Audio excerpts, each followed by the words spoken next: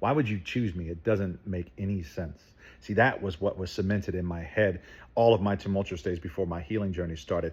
And I was riddled with insecurities and doubts and anguish and despair and despondency. And you name it, I was flooded with all of this anguish that I refused to work on because I didn't have the self-love and self-trust to trust myself to do the work.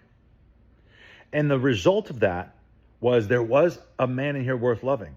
I know this because my beautiful exes, all of them, they saw somebody in me. They saw somebody worth loving. But they, as hard as they tried, it seemed the further that they got within my sphere, the further I pulled away. But I didn't want to.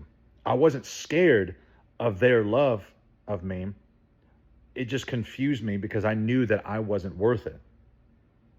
And that is the bit that I've been sobering up with in my journey, because I realized that I've never been in a relationship where we both mutually chose each other wholeheartedly. Obviously, there was choice there.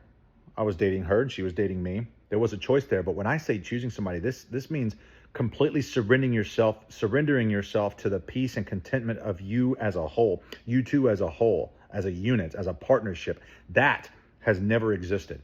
Even though there was a time where I was in a pretty good shape a couple years ago, 3 years ago, but she wasn't. She had some demons and some traumas that needed attending to, that I tried to help as best I could, but realized very early on that it was not my place to do it. It was impossible for me to do it. She needed to discover some self-love on her own. And again, that's the sobering thought, is I've never been in a relationship where there was a mutual choosing, where there was a mutual partnership, understanding, and trust in ourselves as partners.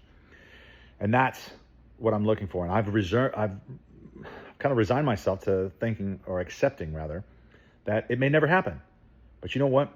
I'd rather go down in the pursuit of that than find myself in another relationship, either where I or she feels more lonely within that relationship than we do outside of it.